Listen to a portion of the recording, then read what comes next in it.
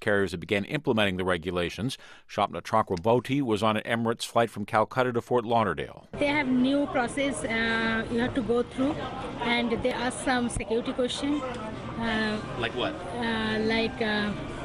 Do you have any weapon? Do you have any food? This kind of security question they ask. Just 3-4 questions they ask me. The new regulations are supposed to cover all 2,100 flights from around the world coming into the U.S. on any given day. American Airlines, the number one U.S. carrier, reporting better than expected quarterly profit numbers. American says for the 3 months ending in September, revenues per seat mile rose between 2.5% and 4.5% compared to a year ago. On Wall Street today, the Dow jumped 71 points to 23,400. The Nasdaq was down 7. This is NPR. Buy it, use it, break it, fix it, trash it, change it, mail, upgrade it, charge it, point it, zoom it, press it, snap it, work it, quick erase it, write it, cut it, paste it, save it, load it, check it, quick rewrite it, plug it, play it, burn it, rip it, drag it, drop it, zip, unzip it, lock it, fill it, call it, find it, view it, code it, jam, unlock it, surf it, scroll it, pause it, click it, cross it, crack it, switch, update it, name it, read it, tune it, print it, scan it, send it, fax, rename it, touch it, bring it, pay it, watch it, turn it, leave it, start, format it, technologic. Live from studios in Self Hall on the beautiful campus of Jacksonville State University, it's the Hey Techies Show. Now, here are your hosts in chairs that should have been thrown out years ago, Michael, Bruce, and the Guru.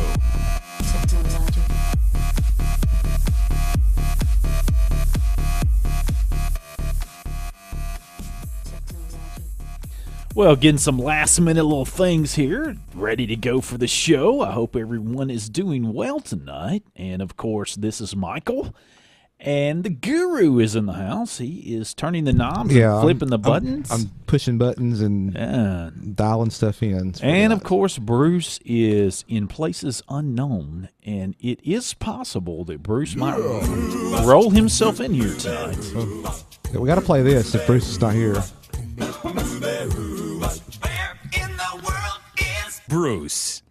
Where you at, Bruce? He's on his way. Yeah, if he can. And you never know. He might, you never know. I haven't heard from him lately. I sent a few texts out, but I think he's been very busy in his daytime gig. But I hope all of you are doing great, and welcome to the Hey Techies Show. And if you want to see our lovely faces and not only hear our voices, you can go to heytechiesshow.com. And you can watch us there and listen. Also, you can call us at 256-782-5600 and be on the Hey Techies Show. And questions at heytechiesshow.com. And we have other ancillary systems that we peruse, and one of those is Twitter. And not Bruce, but Guru and I, we do Twitter some. Yeah, Bruce does Twitter more than both of us combined. Yeah, well, apparently Twitter... That's a joke. Yeah. Well, apparently Twitter is definitely under the gun. Once again, they have... some people have discovered, or they actually had to admit, that they are sort of over-reporting. They're sort of overstating their users. But look... Is that something that we didn't know? What's a million or 2 or 10 between friends? You know? Well, and they say, well, it was just a smidgen. It's just a smidgen. It just, it just kind of a little bit. Just a smidgen. What are you doing over there? I'm trying to get stuff situated over here. Still getting situated good. On here. And of course, also with Twitter, apparently, they. According to an article from Sputnik News, of course, when you talking about Sputnik, you can't discount the fact that Sputnik would have a Russian connection. But the headline is Twitter forgets to tell U.S. Congress they sought RT ad dollars during election. And I'm thinking in this that, and I've got to look at it. I'm thinking that they're talking about Russia TV, Russia Today, from Russia Today, and they're saying or Sputnik. They're not going to have ads on Twitter anymore from RT, Russia Today, or Sputnik.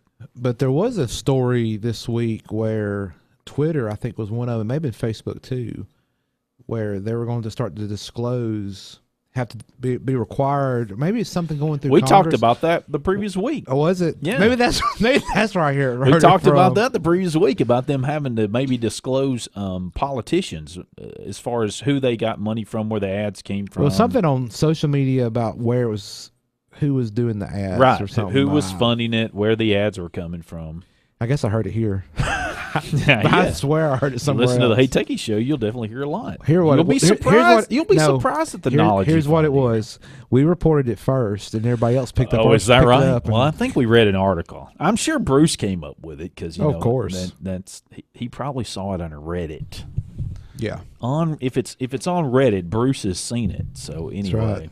And it's got to be true if Bruce has seen it or talking about it for sure. It's on the I internet. mean, I It's got gotta all be true. kind of stuff tonight. I mean, I just got a slew of stuff. We can talk about Amazon. Amazon's got big news out today, and Microsoft as well, which is odd to me. And we'll talk about this later, but they're just Amazon and Microsoft in battle constantly about who's going to get the cloud-based solution that everybody wants. And Amazon has had some major inroads, as an article we'll talk about later, and Microsoft, they claim, has had some success there too. And then I want to talk about an ancillary group that may have benefited from the hardware side of all these needs. Okay, so we'll probably tie that in together. You're forgetting one important thing that happens here in a few hours. Exactly. Hang on, I'll tell you. Oh, I guess I don't know about it. You don't know about You're this. the one that knows. 6 hours, 51 minutes, and 6 seconds. 5 seconds. 4 seconds. The iPhone 10 goes on sale. Oh, yes. Oh, I did forget about that. I'm sorry. I got stuff to cover about the iPhone 10. The iPhone 10 goes on sale. Those who've been waiting. And whether or the not, wait is about over, and whether folks. or not whether or not they'll have enough parts to build one. Well, we'll talk about that. I've got a rumor also for later about the iPhone 10. I think. Well, yeah, we will talk. Hopefully, we will talk about that. We've got to talk about iPhone 10. We will. We've got to. Absolutely. I mean, and then of course I've got some things about Walmart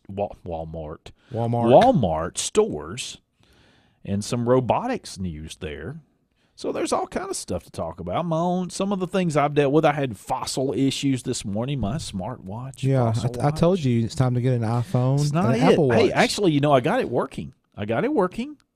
For now. No, it's working. It's working long. like- It's working long enough to get your new iPhone and Apple Watch. I'm in. not. I don't. iPhone 10 goes on sale in 6 hours. You mentioned that. It'll be like 5 hours or 4 hours when we get off the air. I cannot afford an iPhone 10. They have the iPhone payment program where you can just make monthly payments. Yeah, I can't afford an iPhone 10.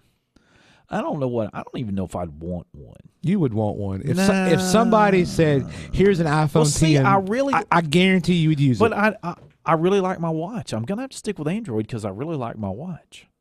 I'm not interested in all the things that the Apple Watch does. It's just, you know what I'm afraid of, Guru?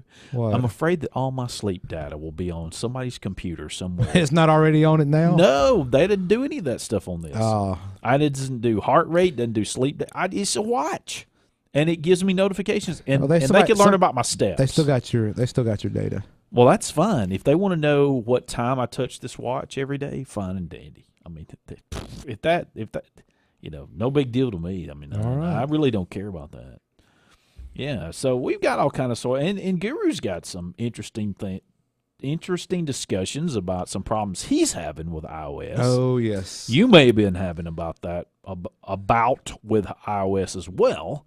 And I've got a Tesla story too, and I want to wait for Bruce. If we to get be Bruce here. here, If Bruce comes here, we'll save it for him. Yeah, I've got an Elon Musk story, speaking of that, so I might get to tie all that in together. Yeah. Yeah, so we've got a host of things here this evening. We got to squeeze it into 2 hours. We'll have to squeeze it into 2 hours, and hopefully your calls, 256-782-5600. And you can be on the Hey Techie Show, and we would love to have you. So we will be right back after this short break and move on with the show. And we do mean short. Yes, we do. Like 30 seconds. Don't go anywhere. We mean it.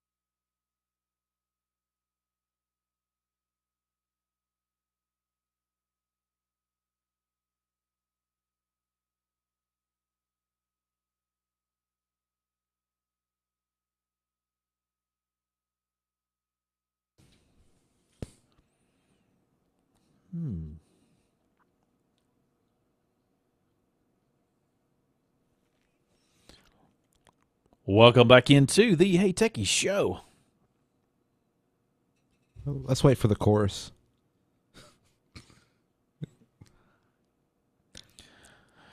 Must be nearing October 31st for Yep. Guru. It is. Throw out the candy. That's right. A good classic All Hallows Eve Yeah, song. yeah. No question about it. Yep, this time next week it'll be November. Yeah, that's true. This month has flown Yeah, that's true. by. And I Well, want to say something real quick before we move on. Sure. The lovely Miss Fran and I celebrated 19 years on Tuesday. Yay, congratulations. Yeah. Congratulations. She stuck with me 19 years. Congratulations. And that's right. Sorry. And she couldn't be better about it. I tell you right now. Yeah, Glad- our audience they started wanting to play a song. They had to stop them. Did it want to Yeah. play a song? But congratulations, seriously, to both you and the Mrs. Head Techie. Miss Fran. Yeah. So anyway, Happy anniversary. we did had a good. Had, we didn't do a lot. It's tough sometimes. Well, the problem is we're headed somewhere coming up in like Oh, yeah. 8 days. So it's you You really can't go anywhere right now when you're heading somewhere. You're kind in of 8 delaying days. your anniversary Yeah, so to speak. So to to speak. speak. Yeah. Yeah, that's fine. But happy anniversary. Yeah, I appreciate that. Thank you.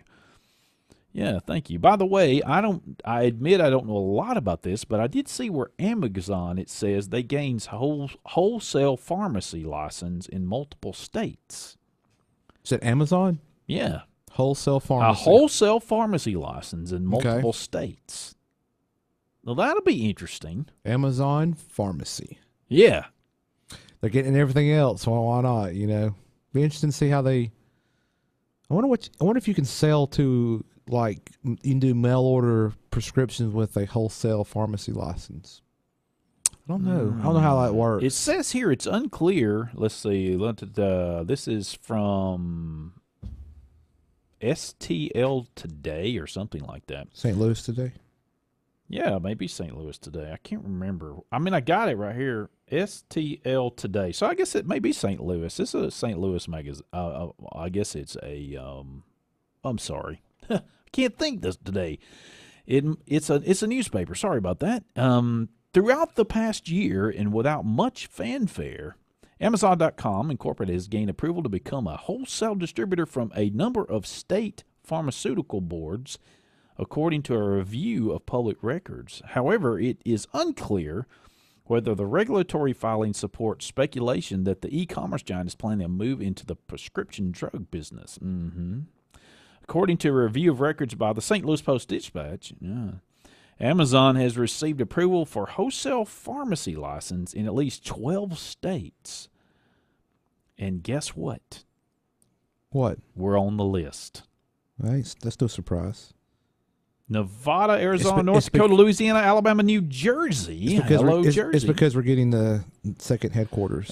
Yeah, Michigan. We talked about that last week, too. Yeah, we And did. by the way, we have a great podcast. And if you want to catch up on those, heytechieshow.com, and you can get to the podcast. Michigan, Connecticut, Idaho, New Hampshire, Oregon, and Tennessee. Rocky Top, Tennessee. And apparently, a lot of southern states there, and then Yeah, some out. yeah. Well, it's actually, they're all over. Yeah, eventually they'll probably have all 50. That's just what they can announce right now. By the way, an Amazon spokesperson said they do not comment on rumors and speculation. So Uh-oh. Amazon is being... They don't like our show then, because a lot of our show Yeah, is that's rumors right. and speculation Yeah, so... among the hosts. Let's see. Several different states, apparently the licensing would appear out of this article that it's a little different probably in several different states. So who knows? So look out. There may be a pharmacy. I just don't know how that. I know that some pharmaceuticals, depending on the pharmaceutical or the drug rather, is shipped different places, probably all over the world, depending on what it is. I don't think you necessarily have to go to a local pharmacy to get. Yeah, Yeah. I mean, certain things, right? obviously. Mail order pharmacy. I mean, it's quite popular because you can save a bunch of money. Yeah, I've heard that. You know, I personally understand don't use it, but you know, I understand that pet medicine is really a big deal online. probably the competition piece and the price piece, and Yeah. So anyway, well, that's a little bit of useless tech information there, and maybe you didn't know about it. So that's kind of what we will try to do. But we do have a few hours away. yes, The iPhone X or 10, rather. don't call it X. Oh, I could call it whatever I want iPhone to. 10. You wouldn't say OS X. OS X, OS 10. the X Files. No. Yeah, about a little more than 6 hours, and you can pre-order. Now you can't go get it at 12:01, but at 12:01 a.m. Pacific time, which would be here in the Central Time Zone, 2:01 if my math is correct. I can do that public math and not mess it up. But yeah, you'll be able to go and pre-order, and they'll begin shipping on November the 3rd, so a week from tomorrow. Okay. So if you are one of the lucky few, and we'll talk about that in a minute, in somewhat lucky few, you may actually get yours on the first day, Right, the third. right. So I've got an article here. Of course, this will be in the show notes. This is from besttechie.com. Okay. Talking about how difficult it'll be to get an iPhone 10. And we've talked about the specs and all that fun stuff. Let's talk about how hard is it going to be. Have you been waiting for an iPhone 10 like Michael? How difficult will it be to get one? Okay. What do you think? I'm going to go. It won't be difficult at first. Okay. Well, this article is referring to a reporting out of the Nikkei Asian Review, and according to that, it's indicating that suppliers are still struggling to raise the output levels of the iPhone 10's Right. 3D sensor, which is the key to that Correct. whole Face ID, Yes. unlocking it with your facial recognition. Which that sensor has been, it's impacting the amount of device they're able to produce. As previously reported, it's possible that the production of the iPhone 10 is only around 10,000 units per day, and that may say, well, that's a lot of It's phones. nothing. It's a drop in the bucket. It's a for drop what in they the normally bucket. need. And the report then goes on to say that one core analyst believes that Foxconn has been able to produce 2 million iPhone 10 units in September and is likely been able to produce another 10 million in October. So do the math there. It's 12 million units is what is speculated according to this report that they have available for launch day. 12 million. Right. So that's a lot of units. 12 million phones. That's a lot of phones, right? Right. So according to this article from Best Techie, when Apple launched the 6S and 6S Plus in 2015, the company sold 13 million during that initial launch weekend, which included the Friday, Saturday, and Sunday of launch. So according to this article, if they were a betting man, and I kind of agree with them, if I was a betting man too, I'd bet that the iPhone 10 demand is going to be even higher.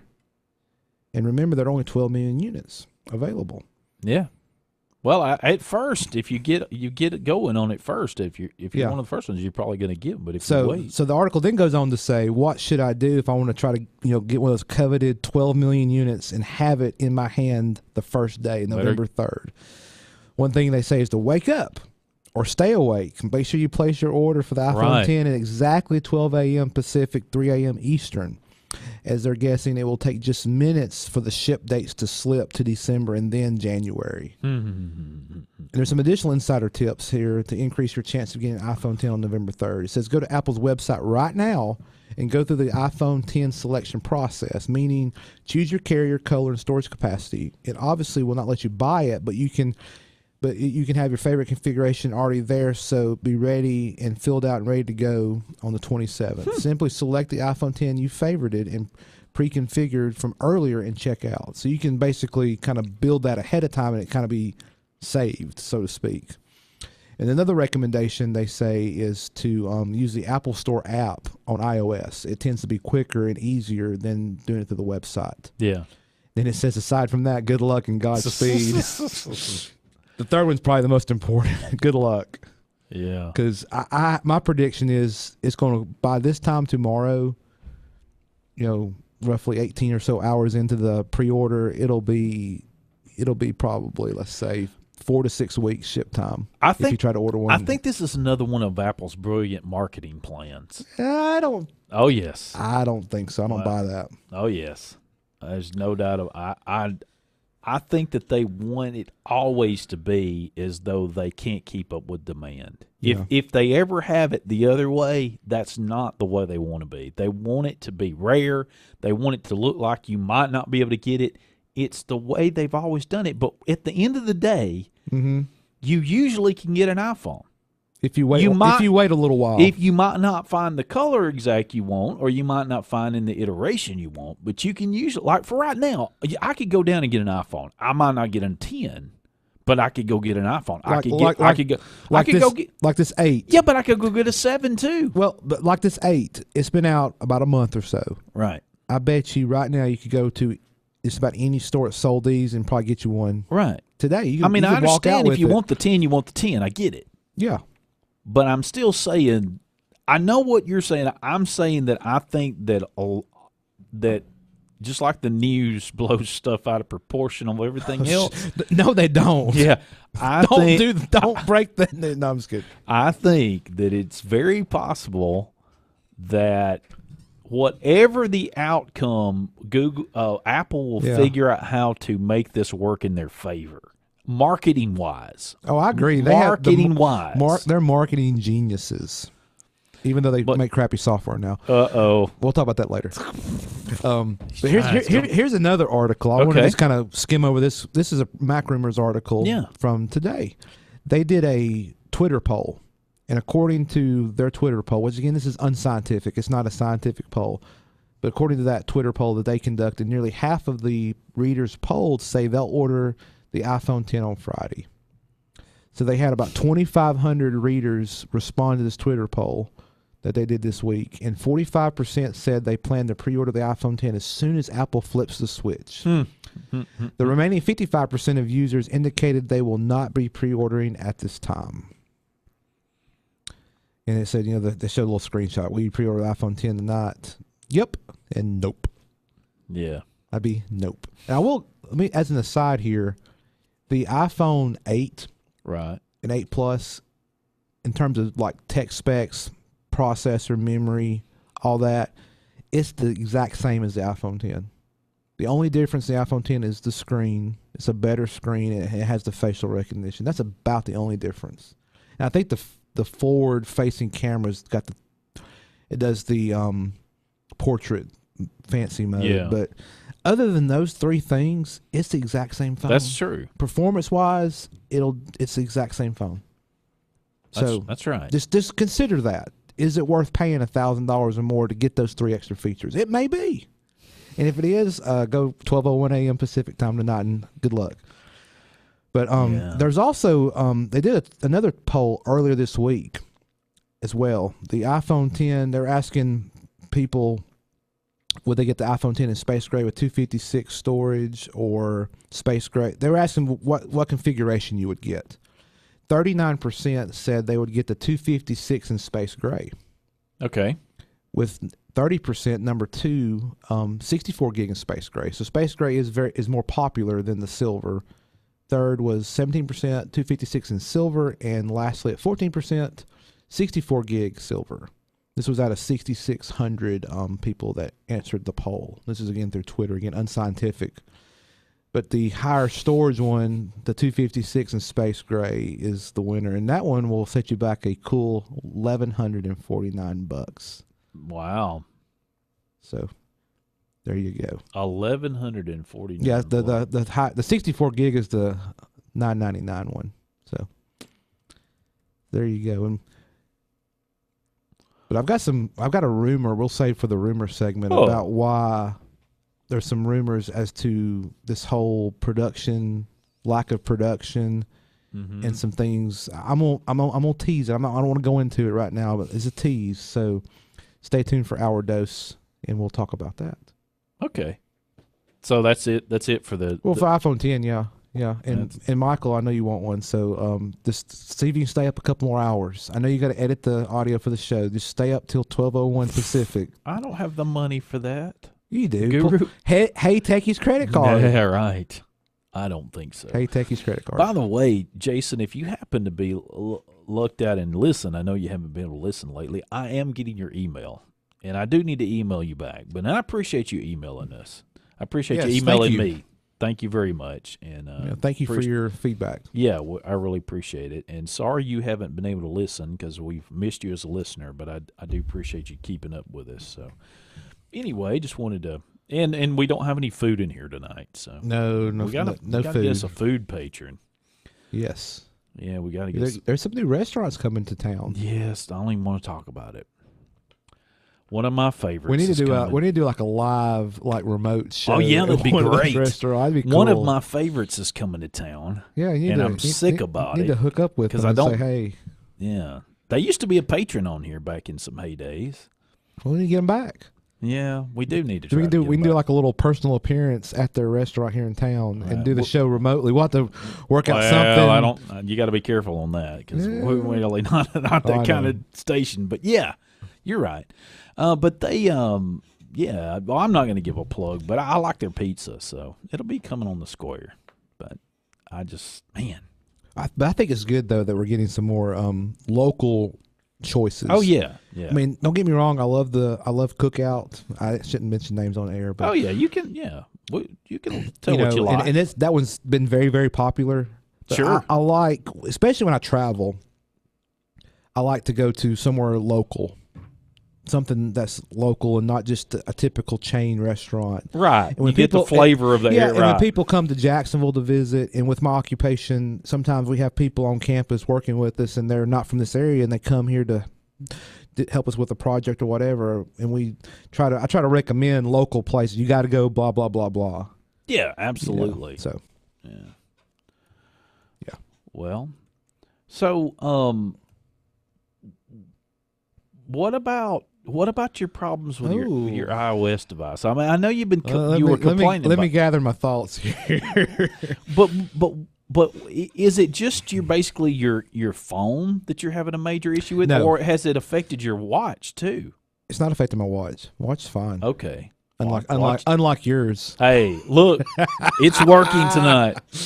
Yeah, because he's not put in a particular software update that he knows will crash it. Well, it works, but it works sorta. It's got this big Q where you see you can't see. I can't see where it. you see the numbers. Yeah. Okay. It's There's broken. nothing. It's There's broken. a big Q right there. They don't know what it's doing. It's broken. That was weird. Anyway. I even Twittered about it to them. I didn't get any help. Well, I'll say this. I got a couple things. But the first thing with my iPhone 8, and I think this is software related. I don't think it's hardware related. Okay. So I got this phone on launch day because I did pre-order it the first day it was available. And I was on a trip recently, and I was indoors taking some pictures. And I took several pictures. Mm-hmm. Had the camera app open, taking several pictures. Well, all of a sudden, the white balance went way low. Right. Because everything was dark on the screen. It's like, why is this is not right? And with an iPhone with the camera app, you can bump up the white balance and try to increase it. But I did that, and it made it brighter, but it was grainy. And it's not ever done that before, even before the other iPhone hardware I've had. So it was bugging me. I even restarted the phone. So what's going on? And it still did it, but eventually it kind of corrected itself. It's weird. Then it did it again a little bit later, same day. So an Apple, they did assure me there was no hardware issue, but I've got to go to the Apple store and let them look at it some more. But they assured you there's no issue. You're just holding it wrong, right? That's right. But they did a diagnostic remotely and said there's nothing hardware wrong. But here's my big gripe. The big gripe. Well, it's one of my big gripes. That's the appetizer prelude gripe. Yeah. And you know me, I'm the Apple juicer, but I'm not one of these that Apple does no wrong. If Apple messed up, I'm gonna call them out. If Microsoft messed up, I'm gonna call them out too.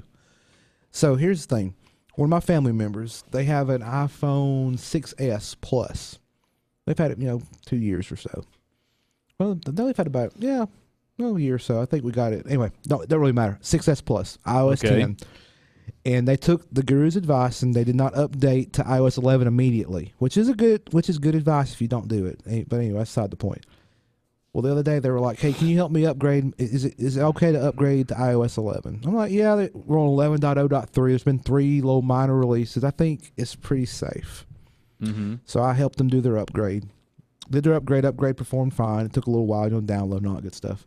The next day they contact me and say, "Hey, what's up? I have a custom ringtone, but it's not working." I was like, "Okay, let me come over." So I look at it. I call their phone, and it's using like one of the default Apple ringtones. Right. I forget which one it was, but it don't really matter. But their custom one was not working. So I Okay. said, So I just went in there and checked. Yeah, the custom one is selected. If you touch it, it plays the custom ringtone. So I said, let me try changing it to another one. Maybe it's something with my contact has gotten associated with a different ringtone, because you can associate ringtone with Right. contacts. They said, well, I don't have that set up. I said, let's just try this.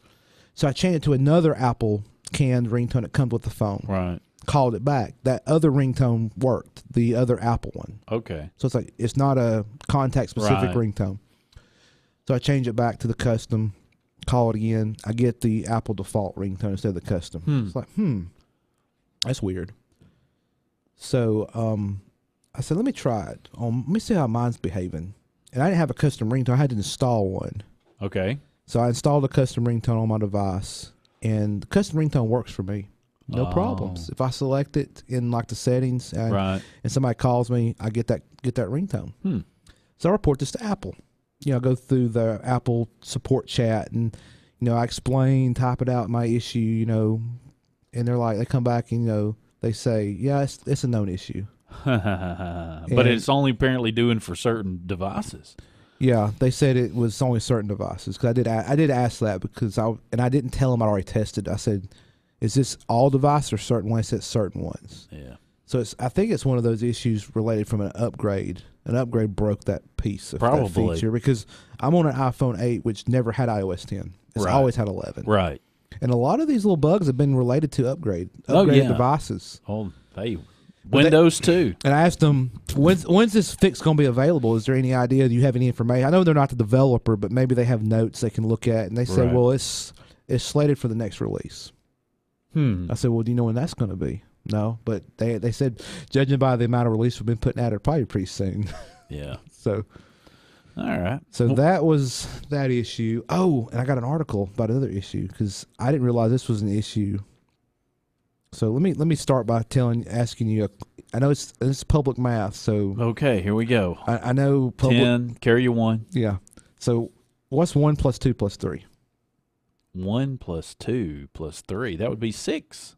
Well, you would think, but on iOS 11 it's 24. Oh, okay. They must have not. So there's a bug in iOS 11. So if you type 1 plus 2 plus 3 quickly into the calculator app, you won't get 6. There's a bug in it, like I said, that got some major attention this past week, despite the fact that it's been around since iOS 11 was in beta testing. This has been around. They never fixed it. There's an issue with the calculator animation that's causing some symbols to be ignored when calculations are entered in rapid succession. You can try it for yourself. So if you have an iPhone 11, all right, let's try this. You want to try it on mine? Sure. Okay. Let me get my calculator pulled up. Here you go. Do, Oh, here you go. You want to try it? Here's my phone. Try it on my phone. So type 1 plus 2 plus 3 quickly. 2 plus 3. Yeah, 24. Yeah.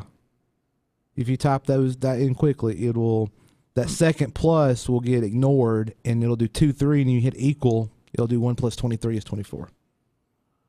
Huh. And it goes the same with the other calculations. It's that doing that symbol, like I said, when you have it in succession. Well, that time it worked. What did I do wrong? 1 plus you're not 2 holding it right. plus 3. Oh, yeah, I see that now. Let's see how. You're doing it too slow. Huh. It's like it's adding a 3 and then What it it's is- not. It's ignoring the plus. Yes, that's what I just said. I know you did. I know Yeah. you just said it. Yeah. And there's been hundreds of complaints about this on Actually, on it's Reddit doing this it on week. other things too. Yeah, they say other calculations will do it too, other combinations. But I just people have been complaining on Reddit about this. But the thing that gets me is they did not fix this, and it's been a known bug in the betas of iOS 11. Huh. And it says on here, this article, that some users have experienced similar issues when using older versions of iOS, but the animation lag is noticeable enough in iOS 11 to make the calculator nearly unusable when attempting to make rapid calculations. Rapid calculations. And the article does, we'll put this in the show notes too. In the meantime, iOS users who need a reliable alternative can use third-party apps like CalcBot and pCalc. So there you go. But in this, y'all talked about this. I think one of the weeks I wasn't here. Probably. Bruce brought up the term agile development. Yes, agile. And for those of you who don't know, and I meant to read up on this and I forgot, but agile is a software development methodology. It's been very popular. I'm trying to. I told you I was going to look this up and I forgot. That's okay. It's been around a couple years. I wish I knew when, but within probably it's gotten popular in the last few years. We'll just say that, to where they can, and it's the people in software development, the team, the people, the developers, and how they're structured to where they can roll out releases of software quickly. Right. And it's the hot and popular thing in software development now. And like I told you earlier this week, just because you can doesn't mean you should. Right. Because part of Agile is the testing is done quickly. A lot of the testing is automated. So you kind of take out that human element sometimes, and you get in. It goes back to you getting in such a darn hurry, you just can't do it right. You know. So it just really grinds my gears. If you do Agile has its place, but obviously the iOS development team does not need to use Agile. They're having trouble making it work because there's just way too many bugs.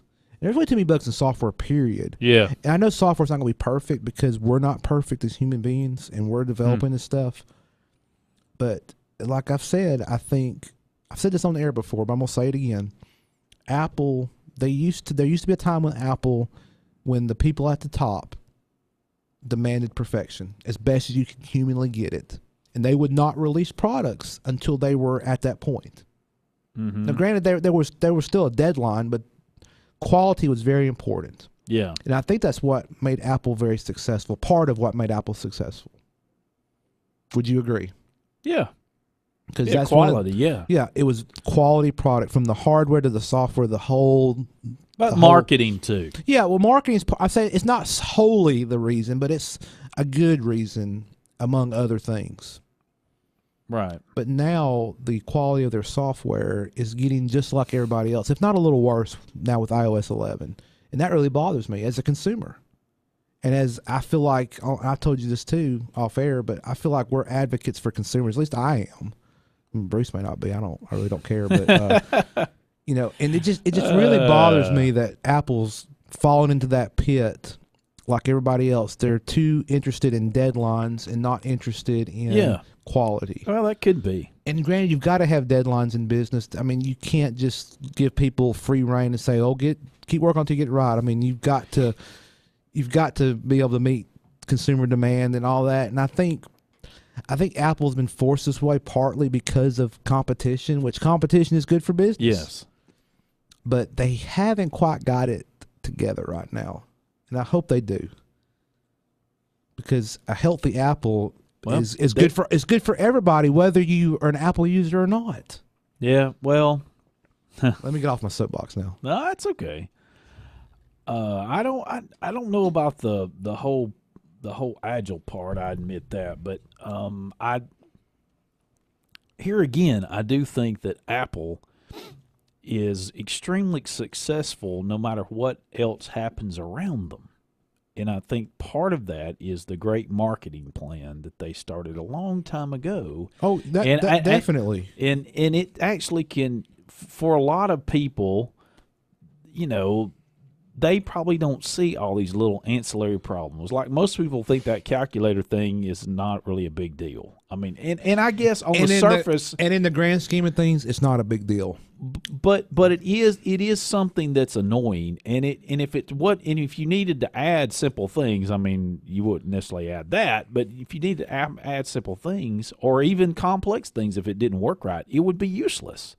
Yeah, So- I just tried to add something Right. not simple and it messed up. Right. So it's got to get fixed, and things like these are annoying. No question about But it. these things start stacking on top of each Yeah. other.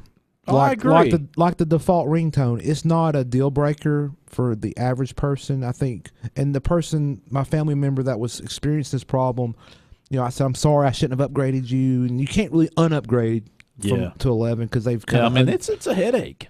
But they said it'll be all right.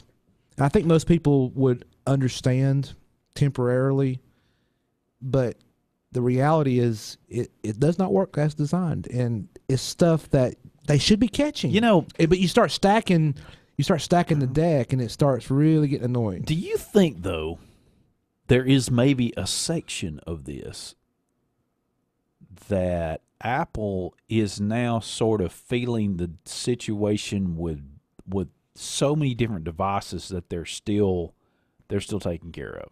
They're still on the books.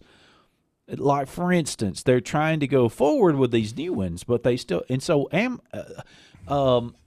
other products like Windows and other products like Android, they have to deal with this with all kind of manufacturers.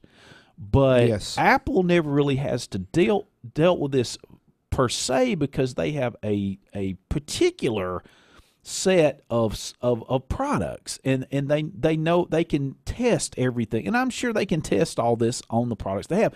But my point is, they're getting spread out. Their products have done so well that people still have 6s and 5s, Right. and so some of this stuff is, and even though they sunset some of those by not updating them anymore. Right. So you want to go get a new one. But I just noticed we're tight on the clock, so we're going to have to go. But we get right back. Me and Guru will finish our Yeah, discussion. I got something to say about that. And but maybe Bruce will be around. I don't know. It's We'll see. getting unlikely. It's becoming more and more unlikely. We still got another hour. He probably just going to go home. He's already missed almost the first hour. Hey, take a show. Be right back. Don't go anywhere. There's more in the queue lined up just for you.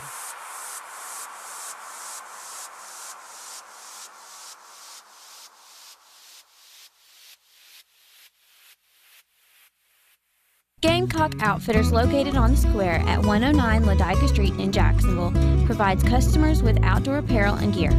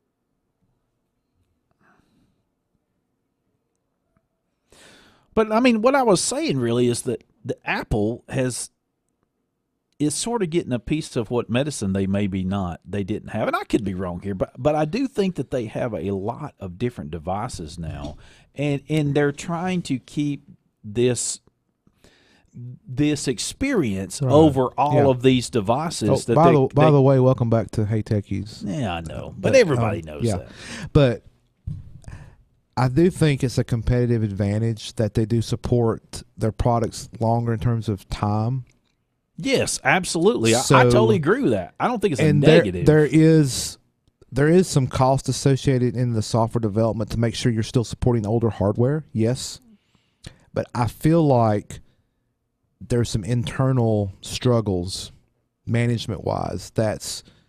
Management's demanding things on a schedule that is not as realistic as the developers would want. And I think in the past, leadership historically at Apple, pre the current, I'll just go ahead and say it, when Steve Jobs was here. I hate to keep saying, well, Steve Jobs is here. But when he was here and running the company and still with us, I think he he demanded perfection. Obviously, he demanded to be right, but I think he kind of kept more things closer.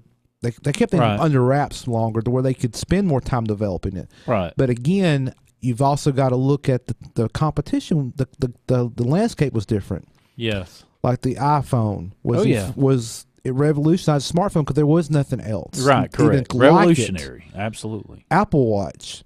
Yes. There was wearables, yes, but that changed the landscape again. Yeah. But now, what's the next big thing? What they're doing now is just iterative releases of tablets and smartphones and watches. Correct. So, right. and it's the rat race. Who's going to have the biggest and the best and the fanciest and the fastest and the new shiny thing? Because the market share and trying to sell that hardware. So there's a lot more pressure on Apple to meet a release schedule hardware-wise, and I think that's hurting the quality of the software. And I hope they can figure that piece out. And that's not an easy thing to figure out. Yeah. Because writing this operating system software is hard stuff. I could not imagine having to do it. Speaking of those type issues and having to figure things out, did you know that Google apparently has responded to the Pixel 2 XL display complaints? Oh, really? Yeah. They promise a fix for the clicking noise on the Pixel 2, but I have seen some pictures of others who are saying the entire third of the screen is going out. It's just like graying out, and it's totally a different kind of shade. Well, I read something this week about there's some reports of burn-in. Yeah, burn-in like. That same thing? Yeah, that's the same thing I've seen. Almost like a burn-in. I mean, that's burn-in's unheard of with these modern displays. I mean, that used to be a thing a long time ago, especially with CRTs. Right. That's why screensavers became a became thing. screensavers. Yeah. You don't have a screensaver? You're gonna look what you're gonna do that monitor. Tear it up. You gotta have that old little funky Windows and star-filled screensavers. That and was it After Dark? After Dark, yeah. Yeah, absolutely. Anyway. Some of these listeners are like, what's After Dark? It's After Dark right now. It was a software. Well, it wasn't a software company. I don't think they were. That was the name of the software. It was the name of the software. Yeah, yeah. After Dark. Yeah, that was interesting stuff. Let's see here. Yeah. So apparently, a lot of people, or a good many, have been complaining about these issues on the Pixel 2 XL. And I don't have one myself. And speaking of that, I do need to consider what I am going to do over the next few months, actually, phone-wise. Let me take us down a rat hole real quick. After Dark. Yes. It was first released 28 years ago. Oh, yes. In 1989. But here's the thing. Most of our audience, especially the students that we serve at this radio station, the last stable release was 1996, 21 years ago. Oh yeah. Oh yeah. It didn't. So some of these incoming, it didn't really last long. Some of the freshmen at JSU here are like, what's After Dark? Yeah. Well, they had one was toasters with wings. Yes, I think that was kind of the famous one, the flying toasters. Flying toast. They had one with aquarium where fish swam around. Yeah. Which is anyway, let's try to get out of that rat hole. I need a sound effect for that. But anyway, according to some reports, one of the quirks, on-screen colors on the XL seem faded. Some users have reported. When switching screens, evidence of previously displayed images sometimes seem to linger, as in the burn-in they were talking about. Well, the faded kind of makes me think of burn-in. Usually, yes, in the past when you had a burn-in effect on a monitor, that area that had the burn-in, it didn't display stuff as clear as it once did. That's a whole. That's a whole nother thing that the younger generation don't know about. What's burning? Yeah, I got a sunburn. So this must be the actual reply here. Let's see. Google VP of Engineering Shang Chu. I think that's how you pronounce it. We've received some feedback about the Pixel 2 XL displays not appearing as saturated as other phones. We attribute this perception to our choice to calibrate the Pixel 2 XL for delivering natural, accurate colors. It's your eyes. Oh.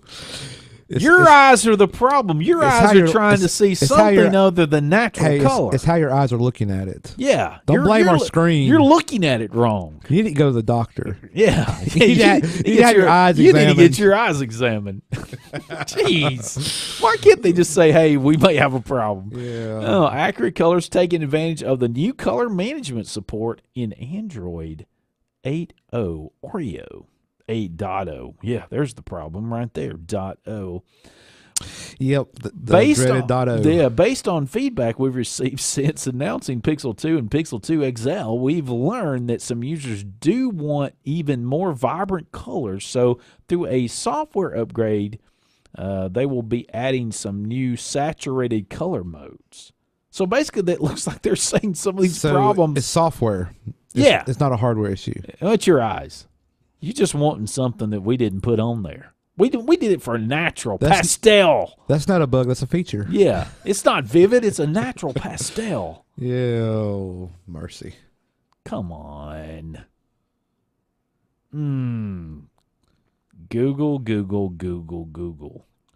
Let me talk about this real quick. We got about 5 minutes till we have our news break here. So here it is. So you remember a while back we talked about Verizon bringing back unlimited, data. You could buy the Verizon Unlimited plan, whatever they're calling it. But there was some issues with it. You remember some of the video streaming was limited to 720p on smartphones and 1080p on tablets, and basically using their LTE, you could not get 4K streaming. Well, they've come back and they've kind of backed up a little bit on that, sorta. So they have lifted the restrictions, those video streaming restrictions for unlimited plans, but it'll cost you $10 more a month. So back in August, they did all this stuff, but now the carrier, starting in November, the carrier is allowing customers to pay an additional $10 per month for higher quality video streaming, reports CNET. Okay. So $10 payment per line. Verizon can stream video at the maximum quality available on any Verizon wireless device, up to 4K, removing all video restrictions.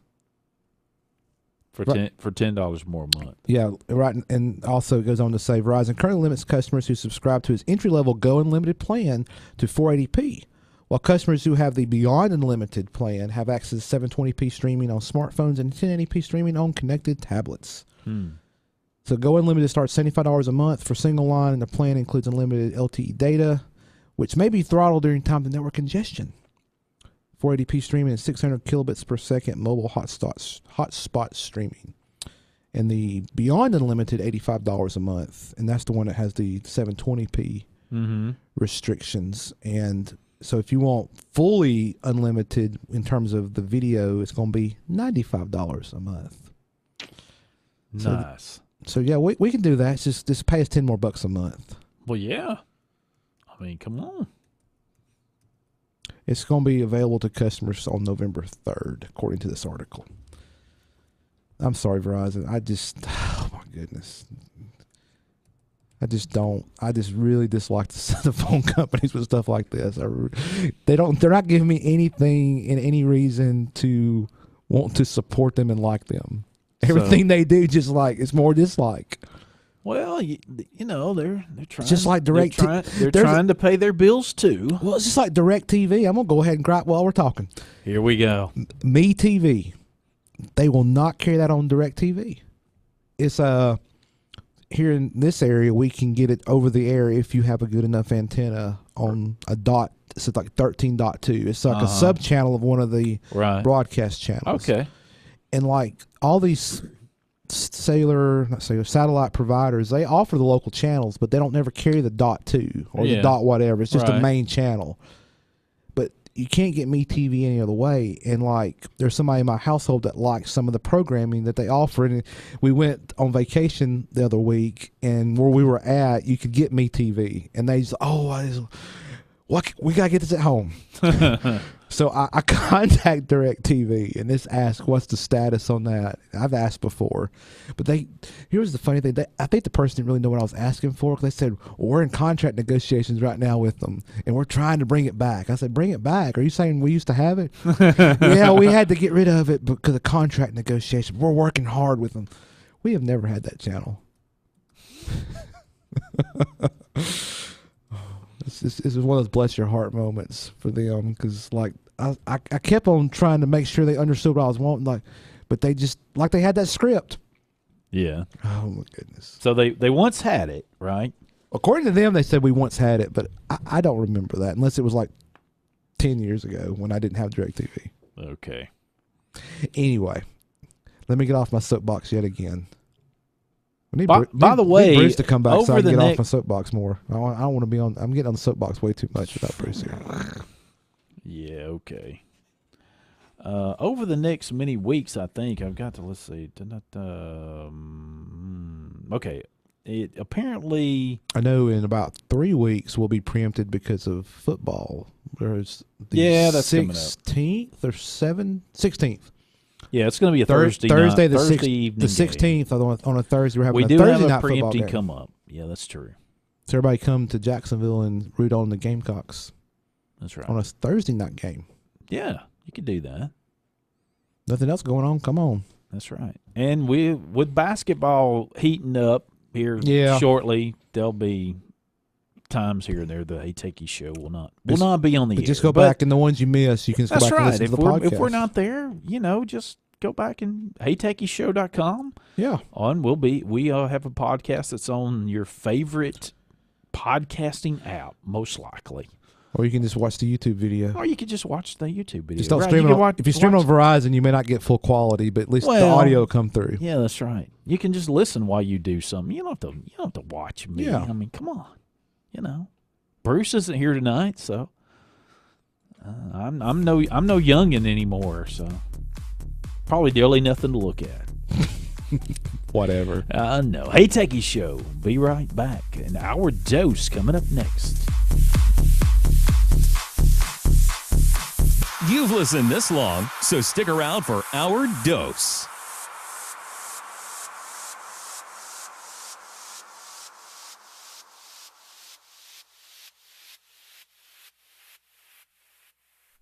Live from NPR News in Washington, I'm Jack Speer. President Donald Trump says his administration intends to tackle the opioid crisis head-on, declaring abuse of prescription painkillers and other opioids a national public health emergency. Trump noting drugs are now a major killer in the U.S. Drug overdoses are now the leading cause of unintentional death in the United States by far. More people are dying from drug overdoses today than from gun homicides and motor vehicles combined. Think of it. Motor vehicle crashes, gun homicides, more people by far from drug overdoses. The presidential directive allows government agencies to redirect resources and expand access to medical services in rural areas, though it won't bring any new money to fight the opioid epidemic. Administration critics question how, without allocating additional funds to the problem, any meaningful progress can be made. Defense Secretary James Mattis has arrived in Seoul, South Korea, for meetings there with his Korean counterpart. As NPR's David Wellman explains, Mattis's visit comes at a time of high tension with North Korea over its nuclear weapons program. Secretary Mattis is being joined here in Seoul by some top U.S. military chiefs, including General Joe Dunford, who's chairman of the Joint Chiefs of Staff, U.S. Pacific Commander Admiral Harry Harris, and the commander of U.S. Forces Korea, General Vincent Brooks. They are here for annual talks with South Korea's defense leaders, but Mattis emphasized before he got here that their aim is to avoid a military conflict with North Korea. Do we have military options in defense if we're attacked? Our allies are attacked, Guam attacked, of course we do. But everyone is out for a peaceful resolution. No one, he added, is rushing for war. David Wellman, NPR News, traveling with the Defense Secretary in Seoul, South Korea. The Justice Department has reached a settlement with Tea Party groups who say they come under unfair scrutiny from the Internal Revenue Service because of their political beliefs. NPR's Ryan Lucas says the cases have been a source of outrage for conservatives. The cases date back to lawsuits filed against the Internal Revenue Service in 2013 by conservative groups who claim that the IRS targeted organizations with terms like Tea Party in their titles when they applied for tax-exempt status. The IRS has said such screening was wrong, and it has apologized for its actions. Under the new agreements, which still have to be approved by the courts, the conservative groups in the Justice Department are asking the judge to declare it wrong to apply tax laws or rules to any entity because of its political beliefs. Attorney General Jeff Sessions said in a statement that there is no excuse for the IRS's actions. Today's settlements, he said, should make clear that, quote, this abuse of power will not be tolerated. Ryan Lucas, NPR News, Washington. Stocks ended the session on a mixed note. The Dow was up 71 points at 23,400. The Nasdaq closed down 7 points. This is NPR. Technologic.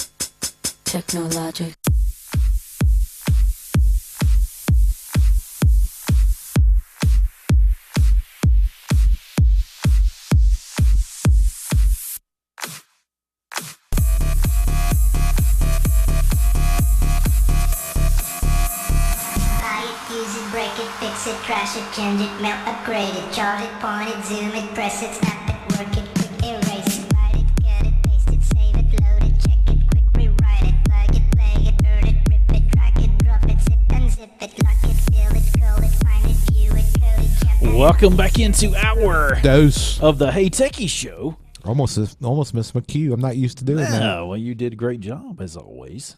I recovered nicely. Yeah. Well, as I had sort of teased in the first hour, I've got a couple of 3 or 4 stories that sort of, I think, interconnect here. Okay. And one of these is from CNBC, and I think a couple of them are actually. But if you didn't know, the headline here, Amazon cloud revenue soars 42%, topping analyst estimates. 42%. 42%, yes. According to the article, its earning reports on Thursday after the markets close, Amazon reported AWS revenue of $4.58 billion, easy for me to say, topping the $4.5 billion average analyst estimated. So for those AWS, Amazon Web Services. Correct. Amazon Web Services. And if you wanted to know, well, how does that really affect me? Well, Netflix runs on AWS. Yeah, I mean, you'd be surprised the number of people running AWS. Yeah.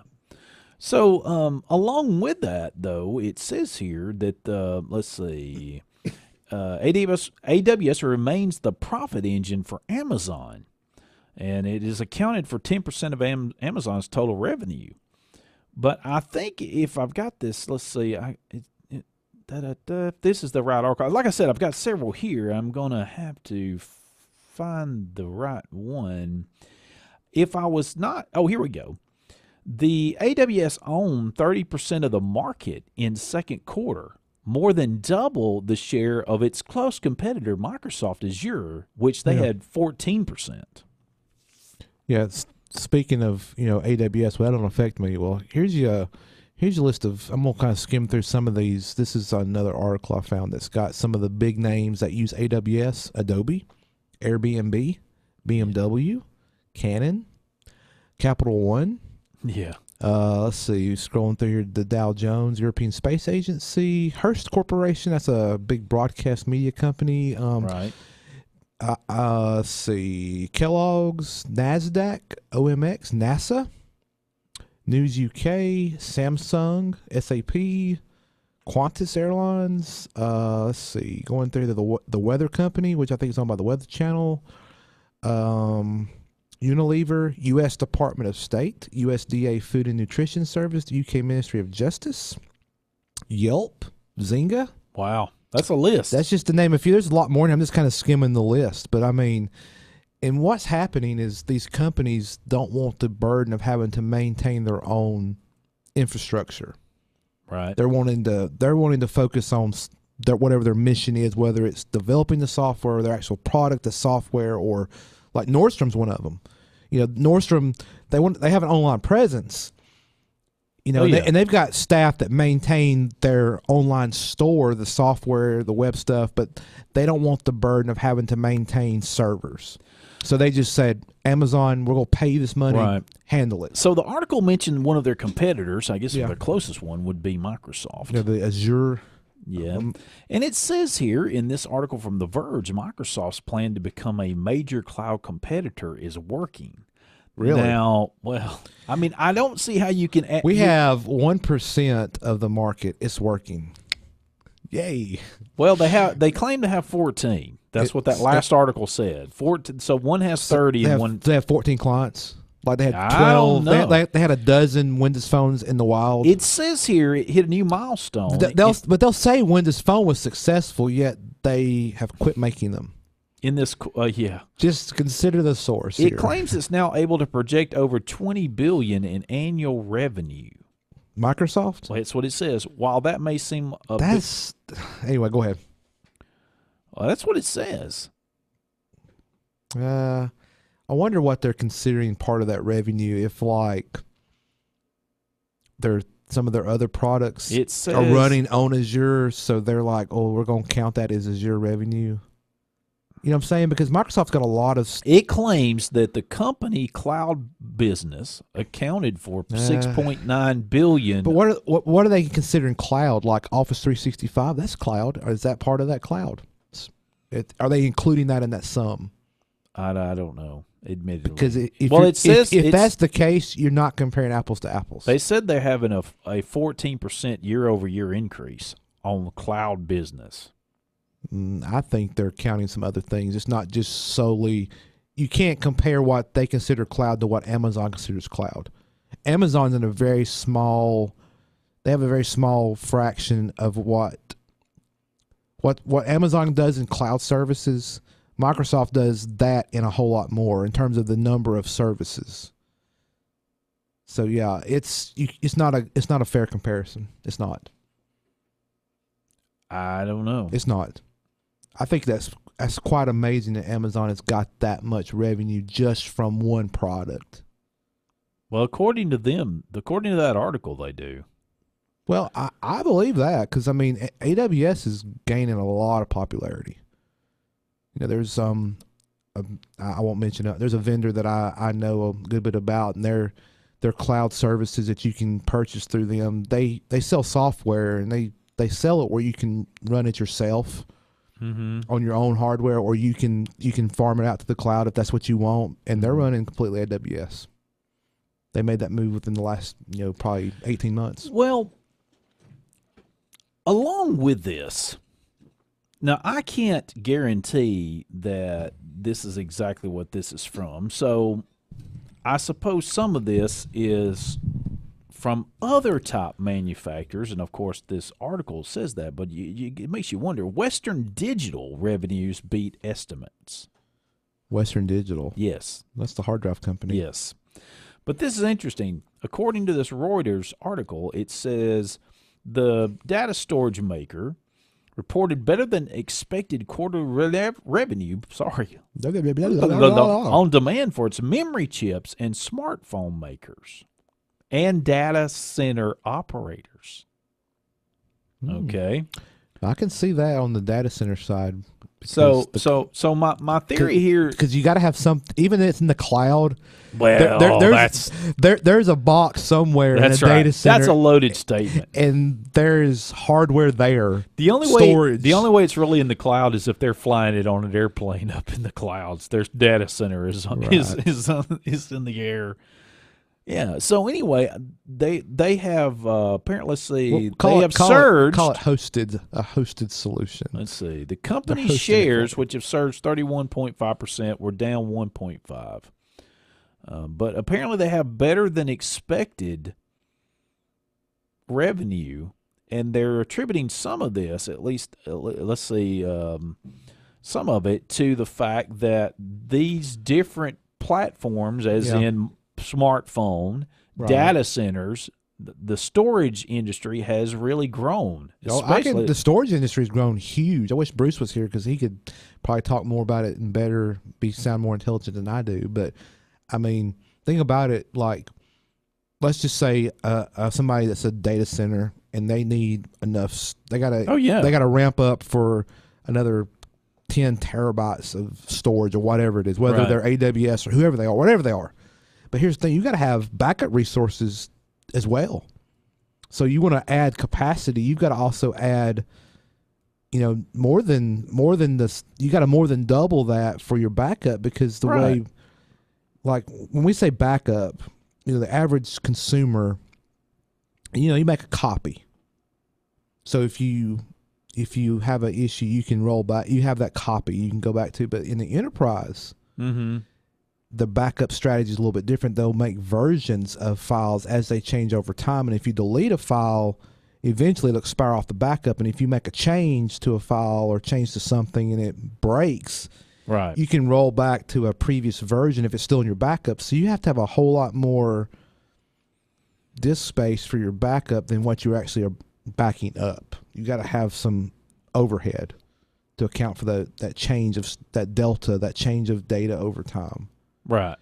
So yeah, I mean, and with all these, OneDrives and Dropboxes and, offering all this cloud storage, I mean, and people paying for cloud storage, whether you pay for it or not, or you pay extra for it, these companies have to protect their data that you're trusting in them. So they have to invest in those resources. Again, that's more disk space.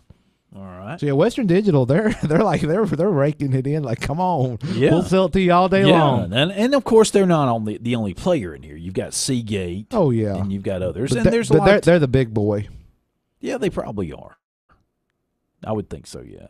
Well, when we come back, Guru is going to finally have to break down and tell us about his Elon Musk news. Yes, That shocking. Actually, have some Elon that Musk he news. must tell. Hey, Techies Show. No representation is made that the opinions of hosts here are better than those of the average tech show, but we think so.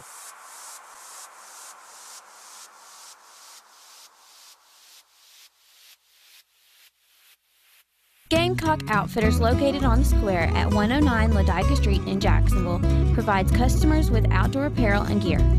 Gamecock Outfitters is able to help you find exactly what you need for every outdoor adventure. Gamecock Outfitters is open Tuesday through Friday from 10 o'clock to 5:30 and Saturday from 10 o'clock to 5 o'clock. For additional information, contact them at 256-435-2008 or check out their website at GadsdenOutfitters.com.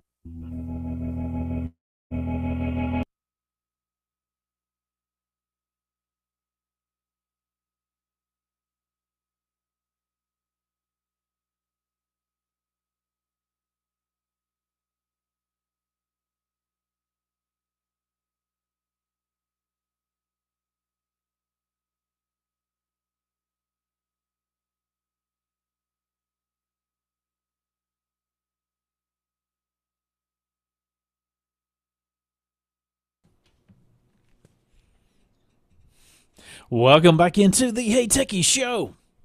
So glad you could be with us this evening. And 256-782 5600. if you would like to be on the Hey Techie Show. And as Guru was finding something, I'm having a little technical difficulty, okay, but, as always. Not as always. What I was going to mention is this, that I wanted to talk about right before we went on break earlier of the hour dose. But if you're looking up in the sky and you're wondering if you see something coming down, it could very well be. Oh, yes.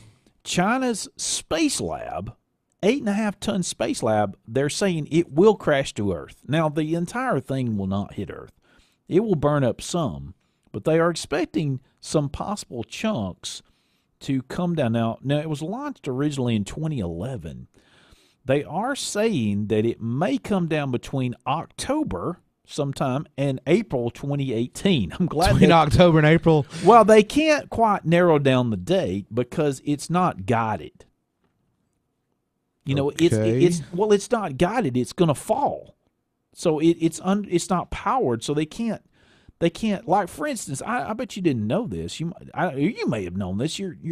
Did you know that there is a spacecraft graveyard out in like the Pacific somewhere, where there's it's in the bottom of the ocean. It's at the bottom of the ocean, but they land them in that ocean and let them sink way down. It's very deep, And of course, I'm sure all kind of creatures are enjoying them when all kind of things grow on them down, that kind of thing. And it's off. It's off the coast of New Zealand. In 2,000 miles, about 3,000 miles off the coast of the eastern coast of New Zealand, and 2,000 miles north of Antarctica. Yeah. Yeah, just right around the block. Yeah, just right around the block. Yeah, right around the corner. But apparently they're saying this could come down, and some of the chunks might be substantial, possibly, that it might not all burn up. Quantify substantial. Well, let's see. It says they're saying that pieces weigh, and I'm hesitant to say this because we don't know. So the article is saying pieces weighing up to 220 pounds could make it to the Earth's surface. And it's going to not necessarily fall in the ocean? They don't know where it'll fall. Oh, my gosh. Really? They probably won't know where it's going to come down until hours before it comes down. Oh, it just came down. Yeah, right. It's like the according to what I've read, it's like that one of those ads where it's like the dental monitor and like the monitor at the bank. Like, oh, there's been a robbery. Yeah, there's a robbery right there. It just happened. Oh, so we're getting breaking news from Bruce. Where's my breaking news? Here we go. He just got home. Yeah, he said just got home, and he may try to call in. So yeah, he wants to know what we've been talking. Try to give us heads up, Bruce, before you call. He wants to know what we've been talking about. A little bit of everything. Amazon. Let's see, Apple 10, iOS 11, Apple, the iPhone 10, sorry. And let's see, what else we've been talking about? We're about to start talking about your favorite subject, Bruce. Yeah, Musk. Guru has got Musk coming up. Well, I've got a little bit. You've got a little I've got bit some too. stuff, maybe some interesting stuff. Apparently, Musk is having an argument with an AI robot on Twitter, no doubt. On Twitter. Yeah, a little bit of tweeting, I guess, back and forth over a robot. I mean, seriously, it was an interview. Yeah. Let's see. That's me. Oh, So that's just- you, huh? Yeah. Well, anyway, just eat, Bruce, and have fun. Yeah. Just eat, Bruce, now. I understand. Let's see. So another thing I've got here Okay. that is interesting. This is a breaking. I don't know if it's breaking news. Breaking news. Yeah, you're going to Breaking play it. news. I know you're going to play it. I would say it's breaking, but let's see, blah, blah, blah. This is AP News. The headline, Georgia election server wiped after suit filed. Uh-oh. It's the Russians. Yes. It's the Russians. Apparently over in Georgia, the server data was destroyed July 7th by technicians at the Center for What? It's destroyed by the Russians. Yeah. Technicians, let me try this again, at the Center for Electron Systems at Kennesaw State University. Apparently, they run the state election system. Kennesaw does. Really? I did not know Apparently that. I know somebody works at Kennesaw State. Well, maybe they know about this. No. Says here the data wipe was revealed in an email sent last week from an assistant state attorney general to plaintiffs in the case that was later obtained by the AP. More emails obtained in public records requests confirmed the wipe. Apparently, a lawsuit was filed on July 3rd. They wanted access to the actual server so they could investigate whether or not the Russians got into it and affected the election. Thing is, it's wiped. So yeah. sorry. Apparently, maybe Hillary got her cloth over there. She did. Of course, she wouldn't want it, but she might wipe it by accident. Like. Oh, I wasn't supposed to wipe that. I thought every time I got near a server, I was supposed to wipe it. I thought that was my server. I thought it was my server. I needed to cleanse it. Yes. Oh man. So apparently, it's possible. It's wiped. Apparently, that's what they're saying. So but of course, like they're saying in this article, I'm not going to read the whole thing. The FBI could possibly get some of that information back with some of the abilities that they have. They're secret. Super secret. Yeah, that stuff. Right. Yep. And then we digress. And apparently, the Guru has something on Elon. Now, what's your deal with Elon? So, well, I got a couple things, but let me start with this first. This is kind of I found this article actually today, and today's 20. Yeah, it came out today. So Tesla, according to the United Auto Workers, they're charging and complaining on Tesla that they fired union supporters. Really? The United Auto Workers is one of the big auto worker unions in the country. You know, the traditional auto manufacturer, the workers are represented by the UAW. But according to this article from CNN Money, Tesla fired workers because they were trying to start a union, according to a complaint by the United Auto Workers. The UAW, which is trying to organize at the upstart auto company, has asked the National Labor Relations Board to order the workers reinstated. Tesla says they were let go because of bad performance reviews. Other workers were intimidated, harassed, and disciplined unfairly, the union says. It issued statements from what it said were union supporters at Tesla who were dismissed despite not having any problems on their reviews. And there's some quotes here from some workers. CEO Elon Musk has sparred with the UAW repeatedly over the past year as the organizing movement has tried to take hold, but the company says no employee has ever been punished for supporting a union. Tesla would not comment on the reasons for any specific employees, including the one in this article they mentioned, were dismissed. It calls the complaint an organized tactic by the union. Here's a quote from Tesla. At Tesla, we strive to be fair, to be a fair and just company, the only kind worth being, the company said in a statement. Performance reviews result in promotions and occasionally in employee departures. And that's the thing. And you're going to have that with any big company. I'm not taking sides with Tesla on this, but I will make this is my observation. It is in the UAW's interest to get more members. That's how they make money. Sure. Because being in a union is not free. You pay union dues to the company, to the union. It's taken out of your paycheck, and they represent you, collective bargaining, all that stuff. Right. And I'm not going to take sides on unions. That's for you to make your own decision on. But because Tesla's an up and coming auto company in the United States, they are a target. And here's the thing: when foreign automakers have come to the States, the UAW's tried to organize them as well. If you're local to this area, think back a couple years, Honda and Lincoln they tried to unionize them as well. Right. And whether you're for or against union, that's your opinion, and I respect your opinion. We're not going to get into that here on the show. I brought this up because it's Tesla, and we talk about Tesla a lot. Yeah. So it's par for the course, as they would say. Yes. And they're having to deal with this, and and of course the UAW's filed this complaint with the National Labor Relations Board, and they will investigate it, and we'll see what happens, as they would say. Well, apparently also, along with this, Mr. Musk feels that there is production hell at his battery gigafactory in Nevada. Really? So what he's saying, apparently it came out in a tweet. It says, by the way, I just want to express a word of appreciation to the hard work of the Tesla Gigafactory team. Reason I camped on the roof was because it was less time than driving to a hotel room in Reno. Production hell. Good grief. Yeah, because they're partnering with Panasonic. I don't know if we've mentioned that. We have talked about that a little bit about trying to bring the price down of batteries. And it's funny you bring that up because this video that I actually found this morning.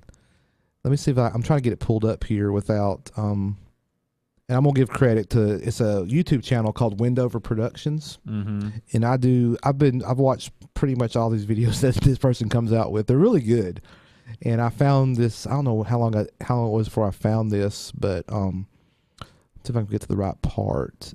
But this is like a 10-minute video, so we'll put the link in the show notes. I highly encourage you to go watch it. But it talks about how, it's called Elon Musk Basic Economics, and this is a few minutes into it. So we'll play a little snippet of it and then we'll tease it for them. So it's a little rocket. But all the different component suppliers also had their own component suppliers to make their product. The suppliers of the suppliers not only had to cover their development and manufacturing costs, they had to sell their components at a markup in order to make a profit. And then the next component manufacturer had to do the same, which means that by the time the component gets to the company that's assembling the rocket, it's expensive. Not only that, but the assembly company also has to pay for employees that work to actually figure out how to make all of the different pieces work together. SpaceX to however, traditional works differently. It makes 85% of the components it uses itself, which allows it to make cheaper parts. For example, if SpaceX had bought their radios externally, they would be paying $50,000 to $100,000 each. But since they developed them internally, they only cost $5,000 each to build. A dramatic improvement in reducing cost. Joseph from Real Life Lore has a brand new book which includes two. So we'll just kind of leave it at that. But nice little, it's a good little video. I highly recommend you watch the whole thing because it kind of goes into how Musk got his start in all this because he was part of the original people that invested in PayPal, and when they got bought by eBay, he kind of got his money, and then it's very interesting, and these videos are very well produced and they're very well researched. I take them as they're very good. Okay, so, and this one just came out this week. So you got a rumor? Oh, is it time for rumors? Well, it can be. Oh, yeah, I got two rumors. Let me just. I messed him up. I caught him. You caught me off guard here. Sorry. Yeah, that video was like very off the cuff. Yeah, I appreciate it. Good job.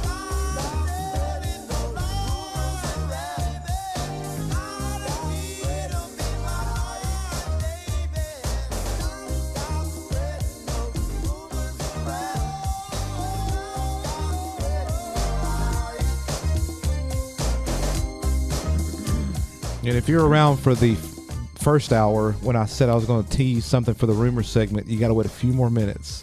That's going to be the second article. But the first one here, and this I wish our friend Andrew was here with us tonight because I thought about him when I saw this. Okay. This is an article from Mashable. Microsoft might be working on a new mobile project, and it doesn't sound great. That's the headline.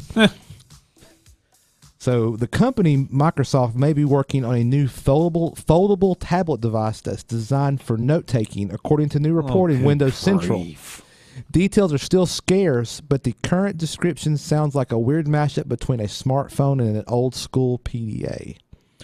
The blog article from Windows Central describes the device as, quote, similar, end quote, to Microsoft's ill-fated Courier tablet, a Windows-based tablet that Microsoft killed nearly a decade ago.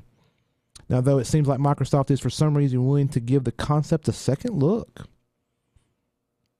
So there you go. For years they've been. They don't have images of the device, but there's a video in this article for years, of what the original Courier project looked like. For years they've been talking about foldable device. From what I'm seeing here, and I'm gonna play this, but you won't be able to hear it. But basically, I'm gonna skim through. It looks like a notebook form factor with two screens. Yeah, maybe. I don't know about that. Well, it's rumor. This is rumor segments. So, and it's according to this article, it's not clear when or even if the device will launch, but the report says it could come sometime in 2018.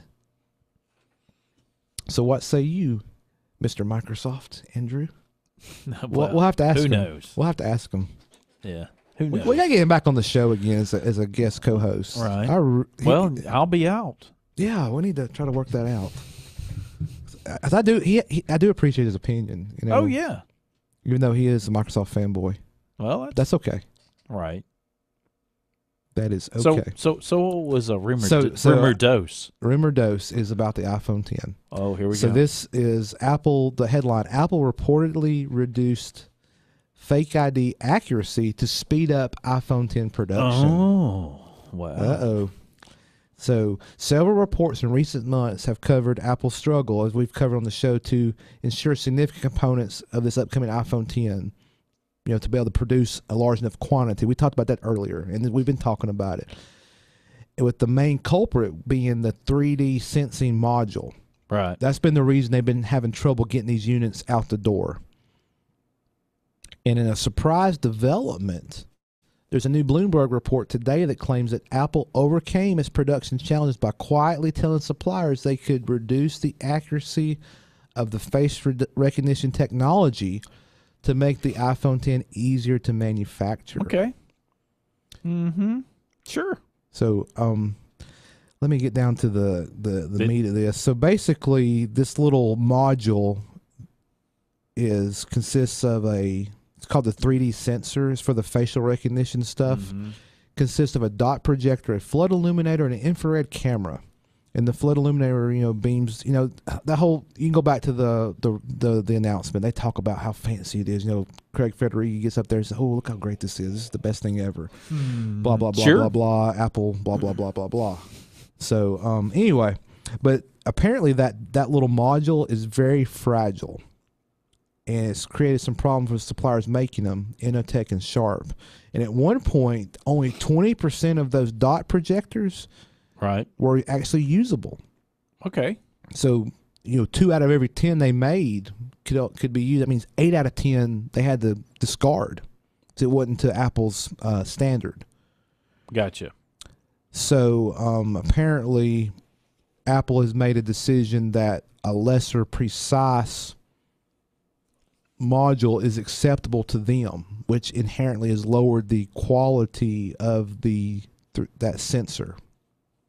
So this is not software, unlike the issues with the burn-ins, quote unquote, from the Pixel X, the XL, whatever, the Pixel, whatever we were talking about earlier. Pixel 2? Pixel 2. This is actually in the hardware. Right. Yeah, it wouldn't be fixable hardware. And it's not clear. This article also goes on to say that how much the new specs will reduce the efficiency, EFFICACY. Efficiency? They efficiency. Yeah, that's correct. Anyway, this is spelled weird. And Apple has declined to comment. However, as the report notes, a downgraded Face ID probably will still be far more accurate than Touch ID, where the odds are 1 in 50,000. So it may not really affect the odds of somebody overcoming that. We'll see. But that just bothers me. Well, I tell you what's going to happen. That really bothers me. And if I will say this is my advice to you. I really think long and hard about that iPhone X. Because I have a feeling this is going to come back to bite them. I tell you what. And I may be wrong, and I hope I'm wrong, but I think it's going to come back to bite them. No, I don't think it will. I tell you what's going to happen. What's going to happen? They're just going to say you're holding it wrong. Yeah. I mean, that'll be their canned reply. You're just not holding it in the right position. It can't see your face. You're holding it too close or you're holding it too far away. You're putting your thumb too far up to the top of the phone, and it's blocking the peripheral view of the camera. The lighting's not right in the room. The lighting is too dark. The lighting is too bright. Your face is too ugly. Oh, they wouldn't say that. It's going to be very interesting in the next couple You need weeks. to shave. It can't recognize you because of all that fur. Yeah.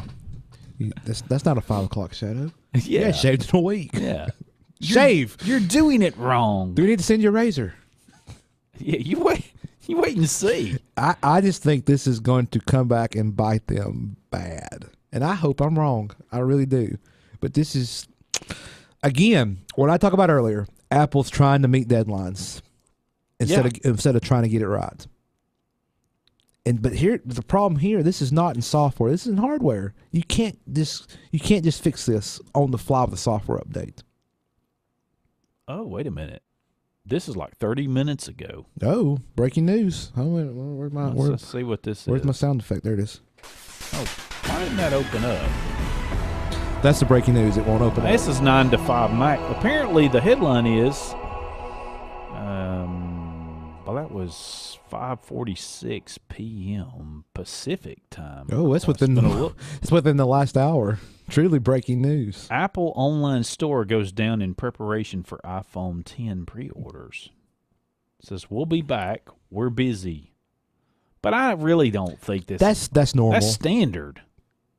Why are they doing this like this is a big deal? I think they were. I'm sorry, I wasted your time. Oh, what a waste. That is breaking news. No, it's not. Well, Mac Rumor is reporting the same thing. 5:47 p.m. Pacific. So yeah. So if you hadn't pre-selected your configuration of your iPhone 10, you're gonna have to wait till 12:01. But it doesn't go down. They're putting up a it's not going. They just that is such a terrible. You can't get into it. Yeah, but it's not down. Well, they've pulled it. They've pulled the store where you can't access it. Yeah, they put. It's like closing a physical store. I know they do that ahead of product announcements. Yeah, I mean it's just correct. that's their standard MO. Yeah, well, that's a lot of companies' standard. I mean, a lot of companies do that. Yeah, but back to this whole sensor thing. That I read that I was like, oh my goodness, really, Apple? Mm-hmm. But again, they're trying to rush this stuff out the door. You keep saying that. We're going to see. I'm going to be right. I have a feeling I'm going to be right. And I wish Bruce was here because I think he would agree with me. Bruce, call us. I want to hear what you guys say about that. Oh, he's tired. I mean, he just got back in. I don't blame him. I would be too. I know that there was one of those 2 weeks. I have a confession to make. I think when I got home, I sent y'all a message while y'all were still on the air. But after that flight home and driving from the airport, I said I'm done. Because when I got off the plane, I thought I think I can make it for the second hour. But once I drove from Atlanta here, I was like, I'm done. No, I knew you wouldn't. So I said I went to the house. Well, when we come back, we will have the end of the show coming up. Last segment. The last segment. This will be our last break for tonight, and the Hey Techies Show will move on. Hey Techies Show. Be right back.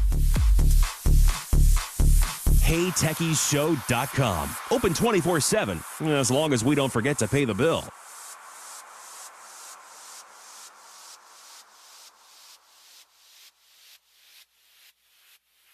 Gamecock Outfitters, located on the square at 109 Ladiga Street in Jacksonville, provides customers with outdoor apparel and gear. Gamecock Outfitters is able to help you find exactly what you need for every outdoor adventure. Gamecock Outfitters is open Tuesday through Friday from 10 o'clock to 5:30 and Saturday from 10 o'clock to 5 o'clock. For additional information,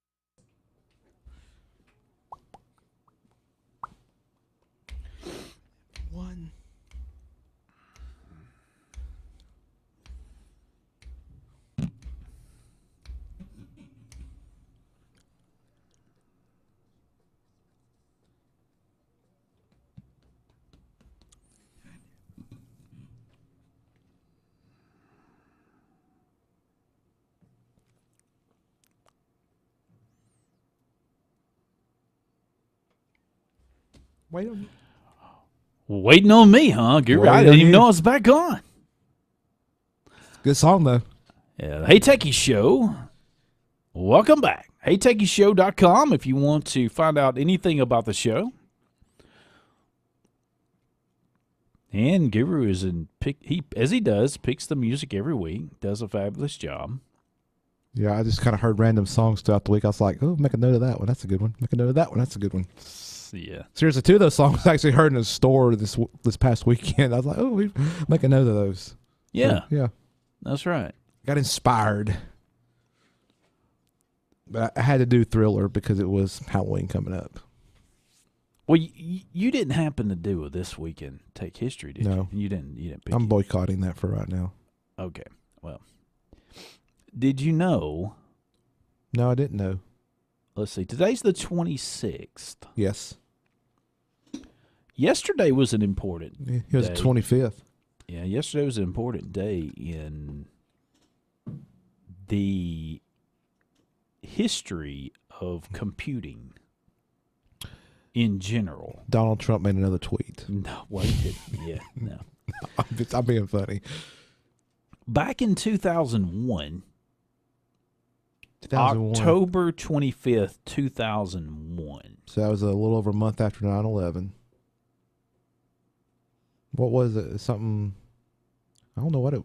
See, I'm terrible at guessing these. That's why I don't guess them. That's why I figured them out. That's why I researched them. Well, you might not. Well, you might not have remembered. Actually, this. Although I'm suspect of this. Uh-oh. Fake news. Fake news. Fake news. That's fake. See, President Trump said so. This is right. I don't know what I was thinking. This has got to be right. This is right. So October 25th, 2001. According to this, that was the release date of Windows XP. Yeah, that's about right. I didn't remember. Because Windows Millennium Edition came out like in late 99, and it was awful. Yeah. Oh my gosh, it was awful. Yeah.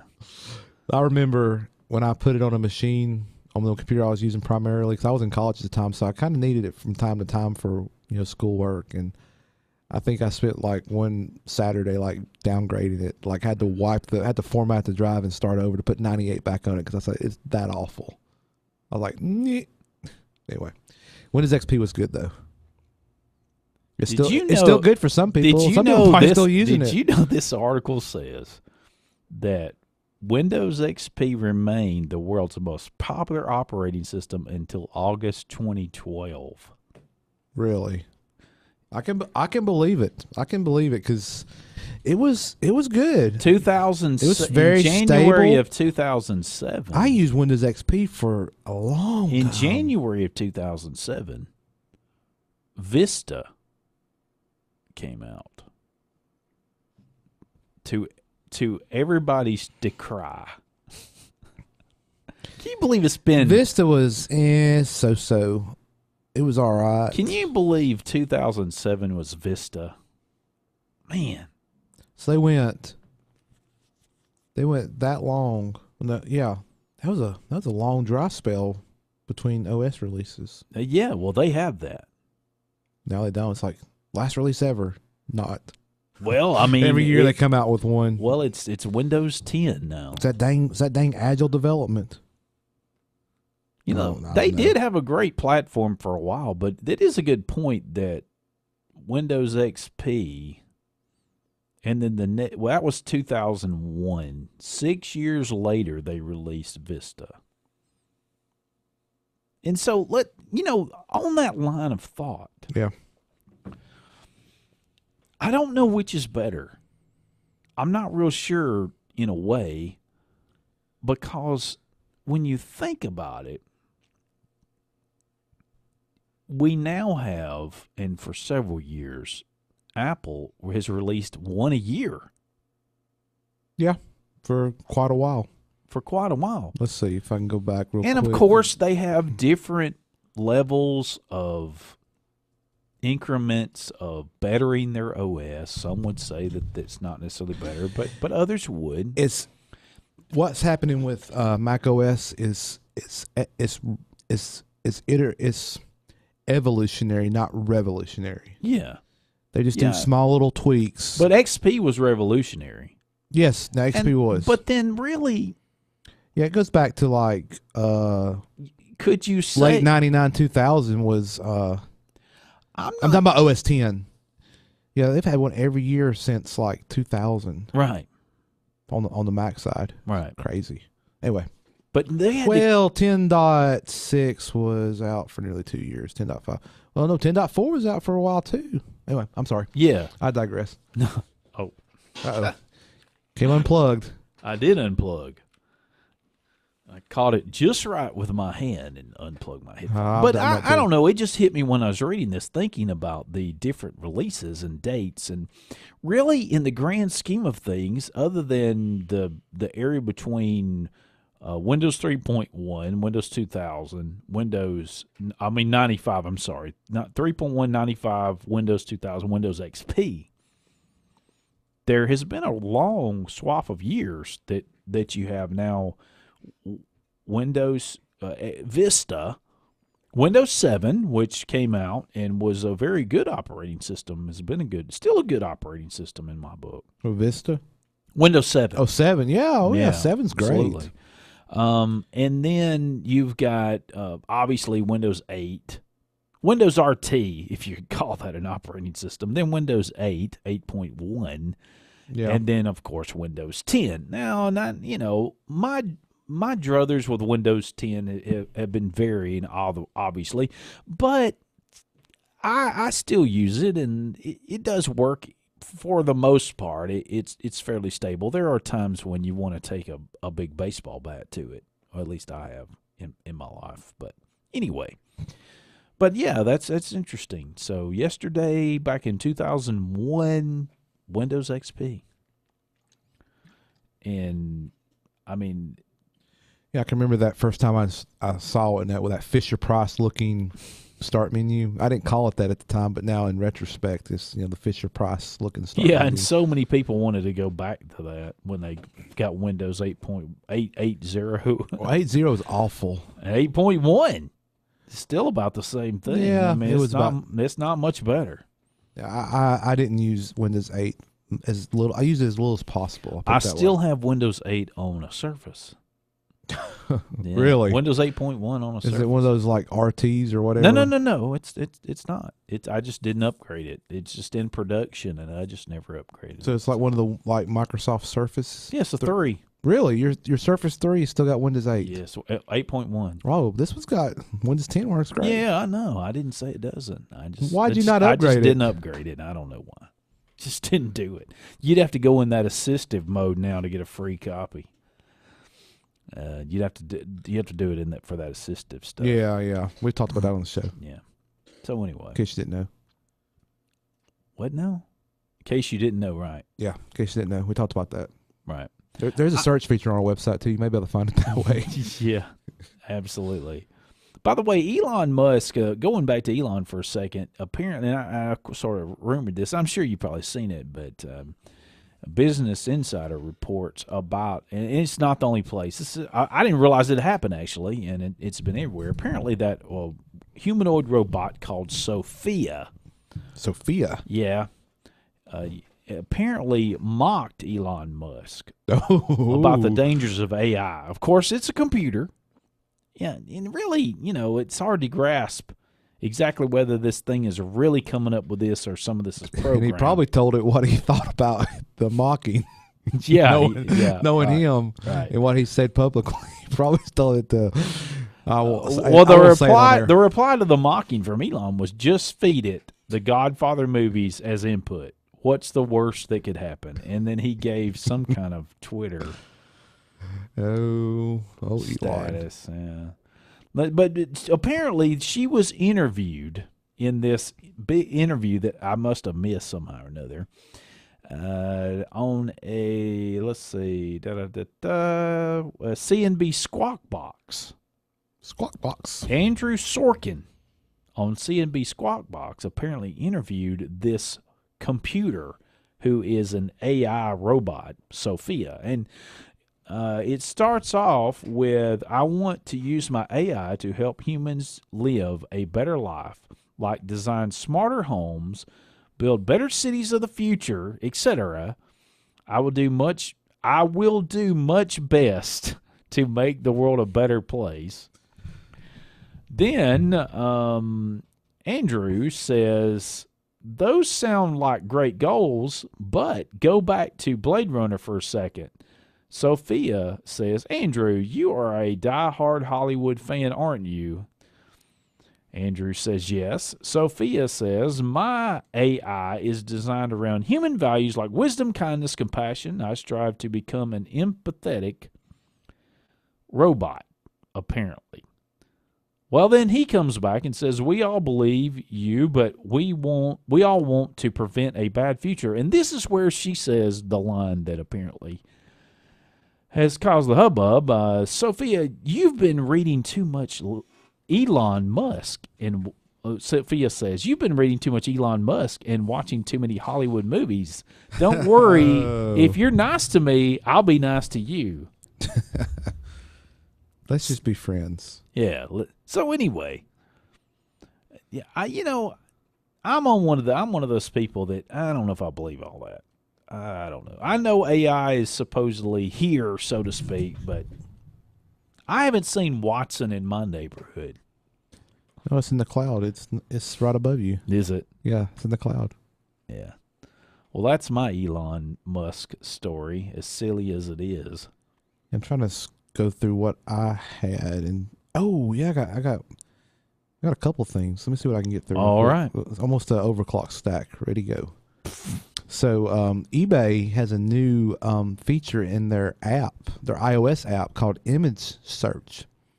So apparently you can take a picture of something or refer to a picture on your camera roll on your iOS device, and it will use some AI, speaking of AI, to try to search for that item on eBay based on the picture. So like this little, like I could take a picture of this little audio recorder right here recording for the podcast, and it would find it supposedly on eBay. Do I have the eBay app? I don't think that's a new feature, though. Well, it's maybe to eBay. It was earlier this summer they announced that. But you could do things like that similarly to Google for many, many years, a reverse image lookup, and it would find. Oh, really? Yeah. Oh, yeah. I didn't know that. Yeah, you could take a picture. This is old news then. No, that's not. But that is interesting that you could do that on eBay. Oh, here's image search. Let's see. I'm pretty sure you can do an image search. I'm gonna try this live on the air. Oh, live on the air. It's gonna see. Okay, let's see what it does. Crop photo. Okay, once we crop it down, probably so it's just the item, and we're running out of time. I know. This is good radio. No, done. It found it. Oh, there you go. Tascam DR05. Oh, there you go. It found it. Wow. There you go. It did work.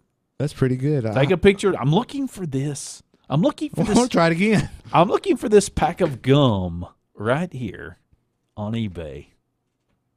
Yes. Can I have a pack of that gum?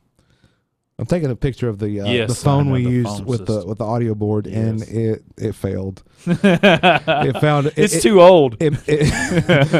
Nobody has that. It anymore. Matched it up with a bunch of security system alarm panels. Oh, there we go. I mean, different brands and stuff. No, I'm sorry. That's not. That's close. But anyway, I thought that was interesting to share. How about Walmart store? They're going to expand their robotics program. The robots scan aisles for out-of-stock items put in the wrong place by customers, incorrect prices, and wrong or missing labels. They continuously go up and down the aisles of the store, alerting human employees of errors they see. Wow. That's remarkable. So a Walmart scanning robot at a Walmart near you may be soon. Coming soon. Don't trip over it. So I got this one real quick here, and we'll see how much time we got after this. We got plenty of time. So we've talked about how Amazon and other online retailers are killing brick and mortar. All these stores are closing. Well, you can now live inside America's first shopping mall for $550 a month. So this mall is in Westminster Arcade in Providence, Rhode Island. It was the first, the world's or America's first shopping mall, and it's dated back to 1892 when it opened, as introducing an English-style indoor shopping experience to the U.S. Well, the over time the mall has lost business and tenants, so all the commercial retail. Whoa, I just unplugged mine. It's on the first floor. Yeah, I speak with my hands. That's right. If you watch the video, me too.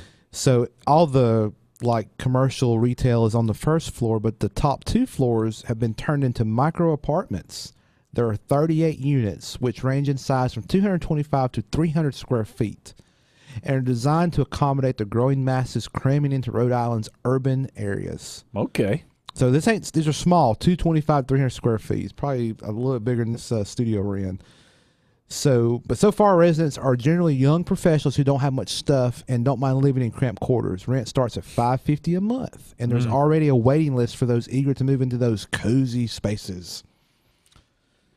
So that's interesting. That's an interesting way to reuse space. Okay. So I thought that was quite interesting. And really quickly, the Samsung Apple lawsuit.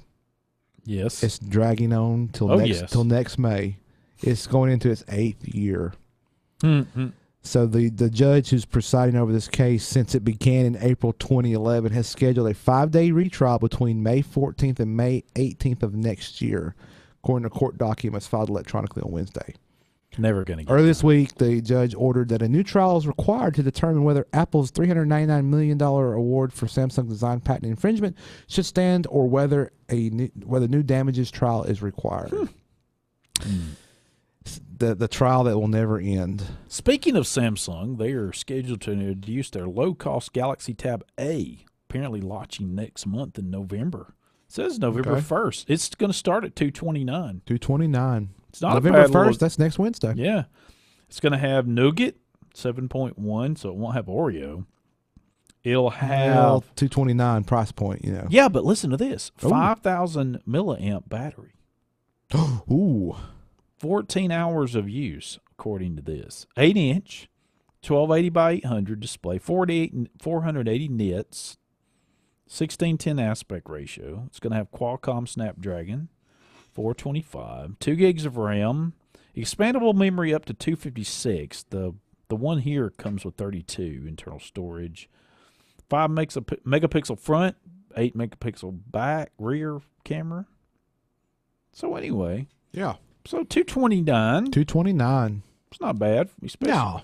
Comes in a couple of different colors. Pocket change for Michael. Oh, sure, right. Well, I was just thinking for kids. Yeah, it'd be good for somebody who's very basic web. Kids don't need to be on the web, but basic games for kids. But even if somebody just wants something, a small little device just to get on the internet. Watch YouTube or something like that. Yeah, it'd be just fine for that. So anyway, well, it is unfortunately that time that comes every week that we're on that we're out of time. Man, it's already been 2 hours. The Guru and I survived a whole 2-hour show to talk about the tech things that gone on this last week. And I think we covered most of what we had. We covered most everything, and I'm sort of out of breath almost. Nah, not really. We miss Bruce, though, as always. And I guess I won't see him for a couple of weeks. No, I'll be here next week. Never mind. It's the fall. Never mind. Next week, maybe we'll all be here. Who knows? Well, the Hey Techies Show, appreciate you. From all of us to all of you, have a great weekend.